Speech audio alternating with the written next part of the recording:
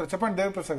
భరత్ గారు, తెలంగాణ చరిత్ర తెలియనటువంటి మూర్ఖులకు తెలంగాణ గురించి మళ్ళీ చెప్పి వాళ్ళని పెద్దోళ్ళు చేయడం అనవసరము. నేనేమంటున్నా, తెలుగుదేశం పార్టీ సభలో ఒక తెలుగుదేశం పార్టీకి రాష్ట్ర అధ్యక్షుడు ఆయన.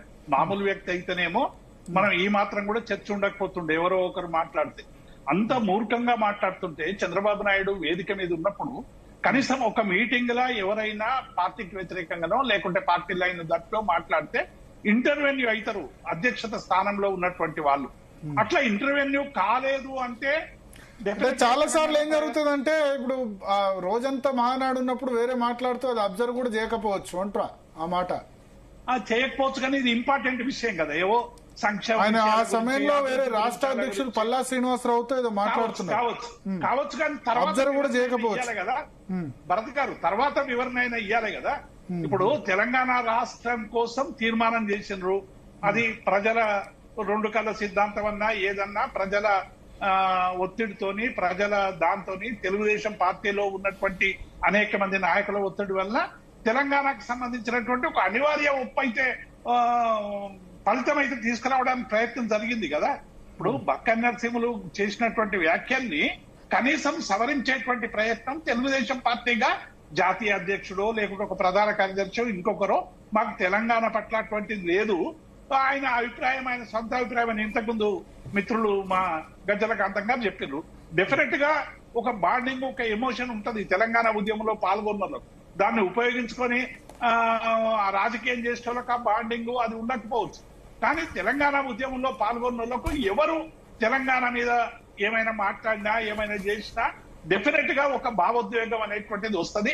అవసరమైనప్పుడు ఓకే చెప్పేటువంటి చేస్తాం, ఒక్కొక్కసారి ఇన్నర్ గా చెప్పేటువంటి ప్రయత్నం చేస్తాం, లేకుంటే గ్రూప్ లో డిస్కస్ చేసుకునేటువంటి ప్రయత్నం చేస్తాం. కానీ ఇలా ఏమైపోయిందంటే ప్రతి ఒక్కడు కూడా తెలంగాణ అంటే, తెలంగాణ ఉద్యమం అంటే, తెలంగాణ అస్తిత్వం అంటే ఒక హేళనగా మాట్లాడేటువంటి ఒక ప్రయత్నం అనేక మంది రాజకీయ నాయకులు చేస్తా ఉన్నారు. దీన్ని అందరం కూడా సీరియస్ గా ఒక ప్రాంతం ఇవ్వాలి. ఒక పార్టీకి ఉన్నా, ఇంకొక పార్టీకి ఉన్నా, మన పార్టీకి ఉన్నా, అందరం కలిసి సాధించుకున్నటువంటి తెలంగాణ. దీన్ని పరిపాలకులుగా ఒక్కొక్కరు ఒక్కొక్క రకమైనటువంటి పరిపాలన చేస్తున్న నేపథ్యంలో డెఫినెట్ గా రాజకీయ పరమైనటువంటి విభేదాలు ఉంటాయి, వైరుధ్యాలు ఉంటాయి, సంఘర్షణలు ఉంటాయి. వీటికి మించి తెలంగాణ అస్తిత్వం పట్ల అందరికీ ఒకే రకమైన భావన ఉండాలనేటువంటిది తెలంగాణ ఉద్యమంలో పాల్గొన్నటువంటి వాళ్ళుగా అనేక మందిని మనం ఆలోచిస్తాం. కానీ అట్లా చెయ్యకుండా ఇలా మాట్లాడడం అనేటువంటిది కరెక్ట్ కాదు. రెండవది, గజ్జల కాంతం గారు చెప్పిన దానికి రేవంత్ రెడ్డి గారు నిజంగానే అప్పుడు ఎన్టీఆర్ ఉన్నప్పుడు ఆయన ప్రధాన పాత్ర లేదు, అది నిజమే. కానీ ఎందుకు నేను ఆ కోడ్ చేసిన అంటే, రేవంత్ రెడ్డి గారు పిసిసి సమావేశంలో మాట్లాడుతూ ఎన్టీ రామారావును ఉదాహరణ తీసుకొని, అంటే ఎవరైనా నియంతృత్వంగా పరిపాలిస్తే ఏం జరుగుతుందో అనేటువంటి అంశాన్ని పిసిసి మీటింగ్ లో చెప్పిండు. దాన్ని ఇప్పుడు వైరల్ అవుతా ఉంది. కాబట్టి డెఫినెట్ గా తెలంగాణకు సంబంధించినటువంటి అంశాల మీద అది బక్క నరసింహులు మాట్లాడినా, సూర్య రూపంలో మాట్లాడినా, మోదీ రూపంలో మాట్లాడినా, ఇంకొక రూపంలో మాట్లాడినా, ఎవరు మాట్లాడినా డెఫినెట్ గా అందరం కలిసి ఖండించాల్సినటువంటి అంశం. ఈ ప్రాంతం మీద, ఈ నేల మీద మమకారం ఉన్న ప్రతి ఒక్కరూ రాజకీయాలకు అతీతంగా డెఫినెట్ గా దీని మీద చర్చించాలి. అటువంటి వ్యక్తుల పట్ల సరైనటువంటి నేపథ్యం చూపియాలి.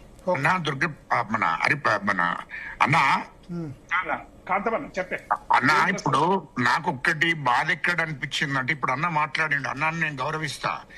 అయితే బీజేపీ తరఫు చాలా బాగానే మాట్లాడి, కానీ నాకు ఇప్పుడు ఎక్కడ అనిపిస్తుంది అంటే, ఈ దేశ ప్రధానమంత్రి తెలంగాణ వచ్చింది, తెలంగాణ ఇచ్చిన విషయాన్ని కూడా అవమానించినట్టు మాట్లాడడం, తెలంగాణను ఎగతాళి చేసినట్టు మాట్లాడడం, అర్ధరాత్రి డోర్లు పెట్టి పార్లమెంట్ లో బిల్ చేసి పెట్టి, ఇది ఎట్లుంటదంటే దీనికి ఒక చరిత్ర ఉంది. మరి దేశ ప్రధానమంత్రి గారు కూడా తెలుసుకోవాల్సిన బాధ్యత ఉంది కదా.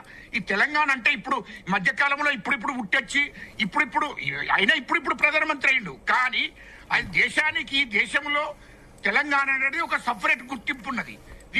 ఈ రజాకార్ల ఉద్యమం నడిచింది, ఇక్కడ రజాకార్ల మీద యుద్ధం చేసిండ్రు, నిజాం పరిపాలన నడిచింది తెలంగాణ దాని మీద. ఆ తర్వాత 69లో ఉద్యమం నడిచింది. ఇది కంటిన్యూ నడుచుకుంటూ వస్తుంది. అప్పటి నుండి ఇప్పటిదాకా తిరుగుబాటు జరిగింది. తెలంగాణ ప్రజలు దండయాత్ర చేసిండ్రు రజాకార్ల మీద, నిజాం మీద. ఆనాటి నుంచి ఈనాటి దాకా యుద్ధం జరిగింది. తెలంగాణ ప్రజలంతా తెలంగాణ కావాలని కోరుకొని తెలంగాణ కోసం ఎన్నో ప్రాణాలు అర్పించిండ్రు. అట్లా తెలంగాణ వచ్చింది. ఆ తెలంగాణను దేశ ప్రధానమంత్రి అవమానించడం ఇది ఎంతవరకు సమంజసము? అది అర్థం కాలేదు. అది నిండు పార్లమెంట్ లో మాట్లాడిన మాటలు ఇవి ఒక్కొక్కసారి. ఎందుకంటే అది కరెక్ట్ కాదు. ఎవరు రంగులు మార్చడం ఎవరన్నా మాట్లాడే విధంగా దేశ ప్రధానమంత్రి గాని ముఖ్యమంత్రులు గాని మాట్లాడేటప్పుడు జాగ్రత్తగా ఈ తెలంగాణ కోసం ఏం త్యాగం జరిగింది, ఎట్లా వచ్చింది, అసలు తెలంగాణ ఈ టాపిక్ క్లోజ్ చేయాల్సిన సమయం ఆసనమైంది. గజలకాంతం గారు, థ్యాంక్ యూ. ఇంకొక చాలా ఇంపార్టెంట్ టాపిక్ ఉంది, రైతు డిస్కమ్